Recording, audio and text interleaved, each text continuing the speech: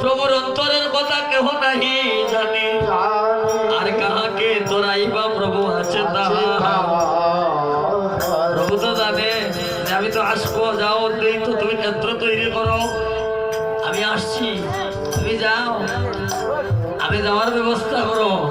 10 বার 10 অবতারে আমি এসেছি, বলেছিলাম যখন যখন পৃথিবীতে দরকার গ্লানি ঘটবে তখনই আমি অবতীর্ণ হবো, আমি গিয়েছি। এবার তুমি আমাকে আনয়নের ব্যবস্থা করো। তো কি করছে? গ্রন্থ পাঠ করছে আর দর্শন করছে। গড়ি গলি পিতা পুত্রের কথা শুনে না, অন্ধকারে নিমজ্জিত কলির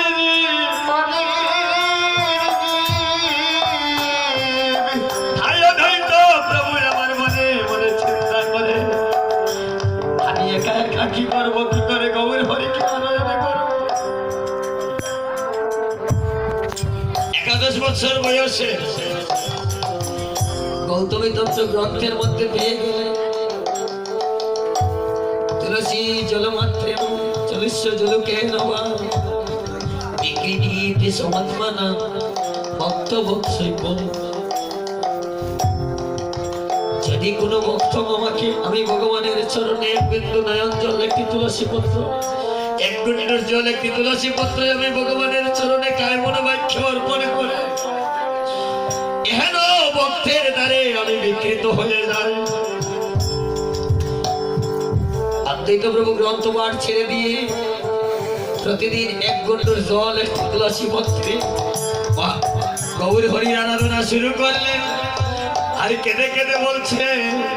একবার এসে দেখে যাও, তুমি একবার এসে প্রভু দেখে যাও, একবার এসে দেখে যাও, তুমি একবার এসে প্রভু দেখে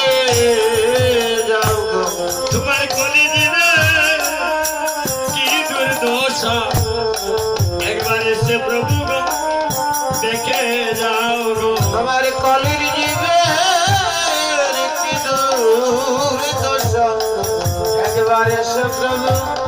দেখে যাও গো। তুমি এসো এসো এসো ব্রজনা তুমি এসো এসো এসো ব্রজনা এসো এসো এসো ব্রজনা এসো এসো এসো ব্রজনা তোমায় ডাকিতেছে সীতানাথ এসো এসো এসো ব্রজনা ও তোমায় ডাকিতেছে সীতানাথ এসো এসো ও ব্রজনা। এবার সময় হরিদাস এসে উপস্থিত সূত্রটা তৈরি হচ্ছে হরিদাস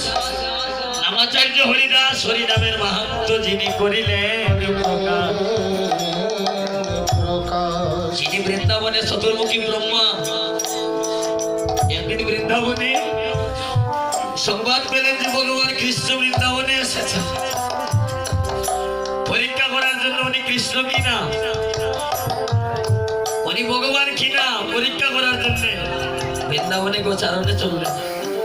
গিয়ে রাখালগণ তেনুগণকে হরণ করে গিরি গুহায় লুকিয়ে রাখলেন কেন গিয়ে দেখলেন ভগবান দেখলেন একবার রাখালের কাঁধে চড়ে একবার রাখালগণ ভগবানের কাঁধে চড়ে এ কেমন ভগবান ভগবান কি এই হয়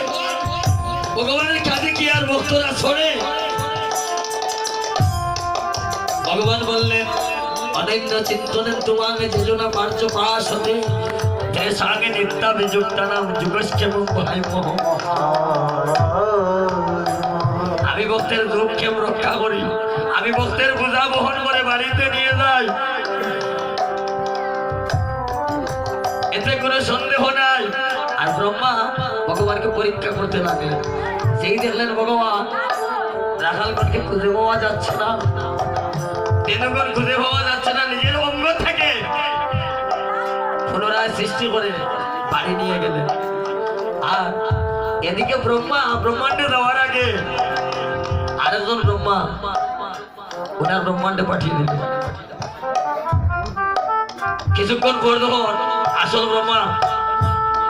ওনার ঘরে যাচ্ছে নারী বলছে দাঁড়াও দাঁড়াও কোথায় চলছো আমি তোমাদের মহাজন আমি ব্রহ্মা আমাদের ব্রহ্মা তো কিছুক্ষণ আগে এসেছে আমি ওনার কাছে যাব আমি হলাম এই ব্রহ্মাণ্ডের মালিক গিয়ে দেখলেন ঠিক সিংহাসনে আর ব্রহ্মা বসা বলছে তুমি কে আমি ব্রহ্মা আমি তো ব্রহ্মা তুমি কোথাকার ব্রহ্মা মনিনাঞ্চম তীব্রম ব্রহ্মা বুঝতে পারলেন এই কাজ আর কেউ করতে পারে না একমাত্র ভগবান ছাড়া আজ গোষ্ঠ গোচারণে ভগবান কৃষ্ণের চারিপাশে প্রার্থনা করে গোবিন্দ আমি না জানি না বুঝে মস্ত বড় অপরাধ করেছি আমায় কৃপা করে ক্ষমা করে দাও সেই ব্রহ্মা প্রার্থনা করলেন ও গোবিন্দ ব্রহ্মাণ্ডের ব্রহ্মা হয়েছিলাম বলে আমি তোমাকে চিনতে পারলাম না ব্রহ্মা হওয়ার অভিমান জেগেছে আমার তাই তোমার কাছে প্রার্থনা করি ও গোবিন্দ আমায় মানুষ কুলে জন্ম দাও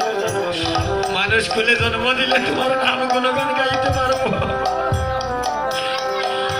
সেই চতুর্মুখী ব্রহ্মা আজকে নামাচার্য হরিদাস হরি নামের মাহাত্ম যিনি করিলেন প্রখান এই যে মানব জন্মটা পেয়েছি আমরা ব্রহ্মার দুর্লভ মানব জন্ম ব্রহ্মাও সে নিলেন মানব জন্ম কারণ একমাত্র এই মানব জীবনে কৃষ্ণ ভোজন করা যায় কৃষ্ণ ভোজনের দেব এই সালের মানব জন্ম তাহলে সেই ব্রহ্মা নামাচার্য হরিদাস এসে উপস্থিত হলেন অদ্বৈতের সম্মুখে প্রণাম করিয়া কই হরিদাস মহাশয় তোমার উদ্দেশ্যে আইলি আমি। তাতেই তো প্রভু দেখলেন নাম আছেন যে হরিদাস। হরিদাস বড় ভালো সময়ে তুমি এসেছো, তুমি একটা কাজ করো, তুমি হরি নাম করো আর আমি তুলসী পত্র ছেড়ে দিচ্ছি। নাম করো হরিদাস, নাম করলে নামের কৃপা হয়, নাম করলে নামই নেমে আসে। হরি নাম করো। হরিদাস নাম করছে, 3 লক্ষ নাম জপ করছেন আর অদ্বৈত প্রভু তুলসী পত্র ছেড়ে দিচ্ছেন। এসো এসো এসো